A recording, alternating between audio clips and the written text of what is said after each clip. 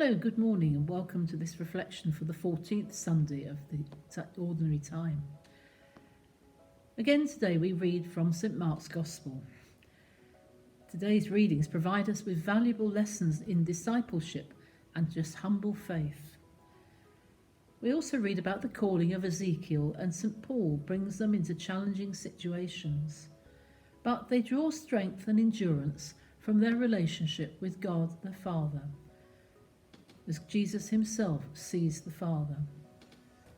The theme that seems to link today's readings seems to be that of the rejected prophet. He was amazed at their lack of faith. What a contrast to last week's Gospel accounts when we read about the faith of Jairus and the woman with the hemorrhage. This Gospel follows on immediately from those stories. It sets the context of our Gospel readings for the next 2 weeks, in which Jesus will extend his ministry to the disciples. What is remarkable here today is the way in which the Gospel so frankly records Jesus' helplessness to do any such deeds amongst his own townsfolk because of their lack of faith. Faith, or the lack of it, conditioned his power to help. Put the other way round, and more positively, it is faith that allows God's power to be effective in our world. In his hometown of Nazareth, the people are amazed by what they hear, but also they cannot comprehend how someone they might well know so well will move them so powerfully. This Gospel tells us that Jesus is hampered from performing miracles in Nazareth because of the people's lack of faith. Jesus is said to be surprised by this, and he did not predict it or foresee this rejection. In this detail, we find a description of the very human side of Jesus. This passage unfolds a continuing theme in Mark's Gospel. Who is Jesus? His kinsfolk in Nazareth might know the carpenter, the son of Mary, but they do not know Jesus, the Son of God. Mark is foreshadowing Jesus' rejection by his own people, the people of Israel. By showing that Jesus himself was rejected, Mark consoles and reassures his first readers. He also prepares us to accept this possibility as a result of Christian discipleship. The episode shows that the greatest enemy to faith can simply be familiarity, a refusal to believe that God's presence and God's power could come to us in so familiar a form as the person who lives next door to us.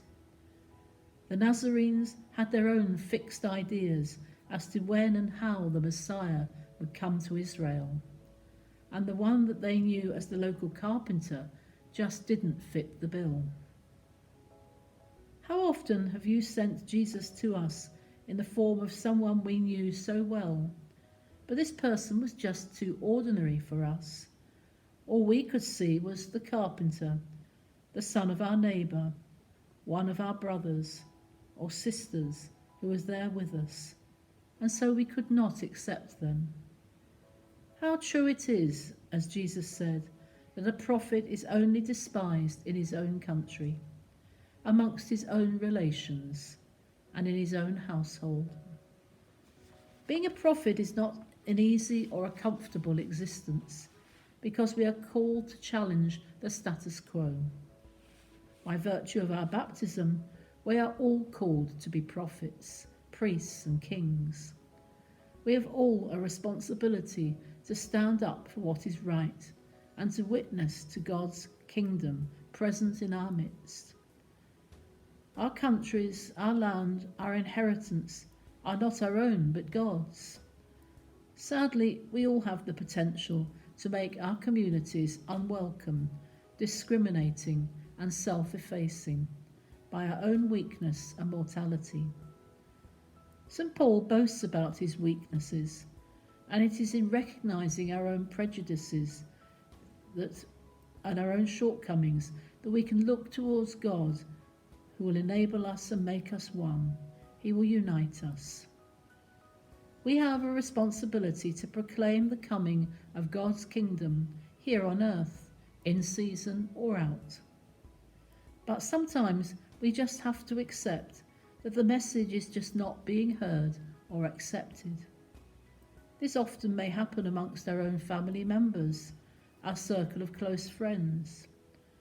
All we can do in this situation is to seek and pray for the help of the Holy Spirit, who will work in his own way and his own time to bring about an understanding and an acceptance of the gospel message we so desire them to have and understand.